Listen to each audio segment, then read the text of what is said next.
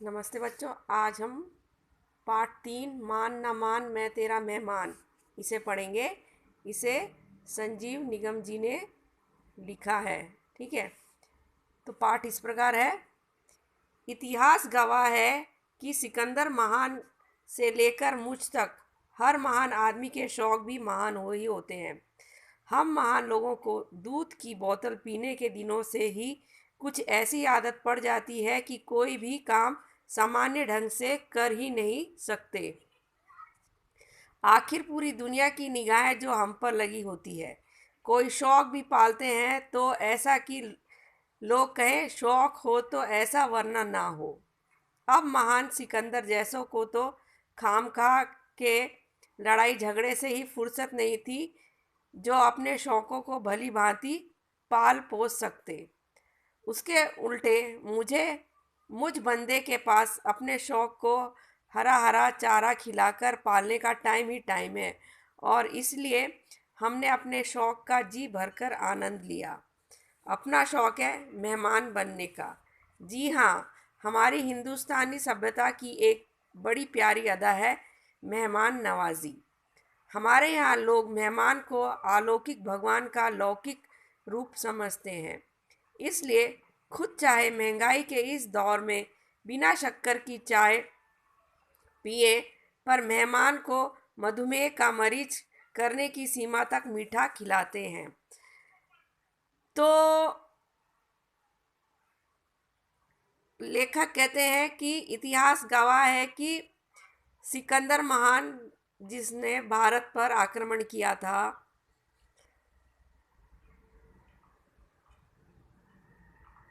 महान व्यक्ति से लेकर हर व्यक्ति के शौक भी महान होते हैं।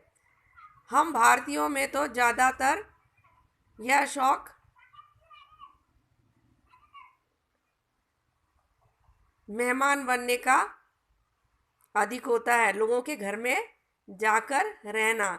तो लेखक का भी शौक था कि वह मेहमान बनकर जाए, और हमारे यहाँ पर जो भी मेहमान आता था उसकी खातिरदारी बहुत अच्छे से की जाती है। चाहे महंगाई हो या ना हो, तो भी मेहमान को, घर में आए मेहमान को चाय पानी खाने के लिए चीज़ें भी दी जाती है। देखा जाए तो हमारे देश में बड़ी फ्री स्टाइल टाइप की मेहमानदारी होती है। कोई बंधन नहीं, कोई रोक टोक नहीं। आप रात 12 बजे भी जाकर अपने मेजबान का दरवाज़ा पुलिसिया बेशर्मी से ठोक सकते हैं। बेचारा शराफत का मारा मेजबान सोते से उठकर भी हाथ जोड़कर आपका स्वागत करेगा। अगर आप किसी दूसरे शहर से आ रहे हैं तो अपना सामान आंखें मलते हुए मेज़बान के हाथों में थमाकर बड़ी बेतकल्लुफ़ी से उसके ही सोफे पर पसरते हुए कह सकते हैं, भाई सीधा स्टेशन से आ रहा हूँ। बड़े जोर की भूख लग रही थी, पर बाहर का खाना खाकर कौन अपना पेट खराब करता। सोचा अपने ही तो घर जा रहे हैं, वहीं जाकर भाभी जी के हाथ का गर्मा गर्म खाना खाएंगे। और बेचारी भाभी जी नींद से झुकी पलकों के साथ आपके लिए पूरियां तलने में जुट जाएगी। जब तक वे बेचारी अपनी नींद उड़ाकर आपके लिए खाना तैयार करे, तब तक आप मौके का फ़ायदा उठाकर एक झपकी मार लें। तो यहाँ पर मेहमान आते हैं, अगर वो दूर से आए, रात में भी आए, तो दरवाज़ा खटखटाते हैं, तो जो जिनके घर में आप जाएंगे वे दरवाज़ा खोलते हैं, उन आपका आदर सत्कार करते हैं, और आप कहते हैं कि बाहर खाना खाने से पेट खराब होगा, इसीलिए हम घर का ही खाना खाएंगे। और जो घर में लोग हैं, भाभी है, वह खाना बनाएगी, पूरियां तलेगी, अपनी नींद जो है वो सारी उड़ा देगी, खाना तैयार करती रहेगी, और जो मेहमान रहता है वह एक झपकी मार लेता है उतने में, जब तक कि खाना बनता है। वैसे विदेश की तुलना में भारतीय मेहमानदारी ज़्यादा स्थायी प्रकार की होती है। जैसी आपकी श्रद्धा और सहूलियत हो उसके मुताबिक आप कुछ घंटे से लेकर कई महीनों तक मेहमान हो सकते हैं। अकेले खुद से लेकर पूरे परिवार समेत मेजबान के ड्राइंग रूम में कबड्डी खेल सकते हैं। प्रत्येक वर्ष जब मई, जून और अक्टूबर नवंबर में विद्यालयों की छुट्टी होती है तो ऐसा सुखद दृश्य घर घर में देखे जाते हैं। जब स्कूलों की छुट्टी होती है तो घर वाले अपने रिश्तेदारों के घर में छुट्टी मनाने चले जाते हैं। चाहे वहाँ पर रहने की जगह हो ना हो, लेकिन सभी अपने रिश्तेदारों के घर में छुट्टी मनाने चले जाते हैं। कई बार तो ऐसा भी होता है कि आप किसी के घर पहुंचे तो देखा कि वे आपको देखते ही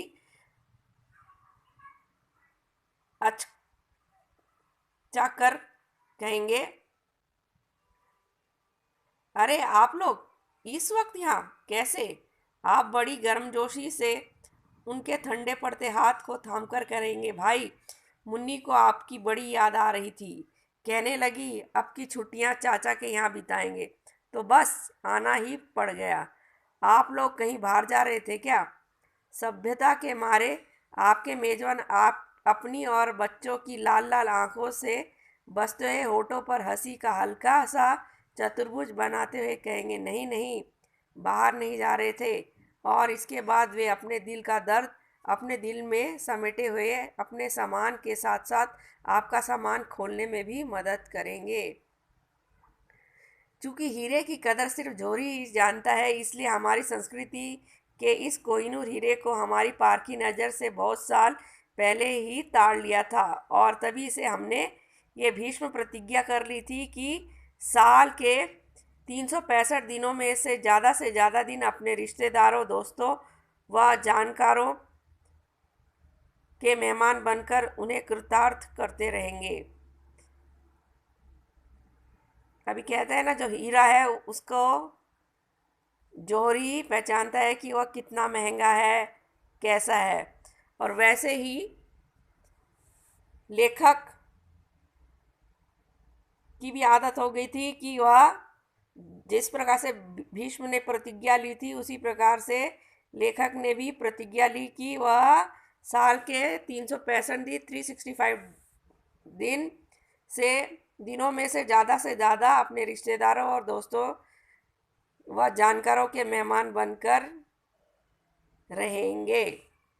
तो आज यहाँ तक इस पाठ को पढ़ेंगे, अगली बार आगे। धन्यवाद।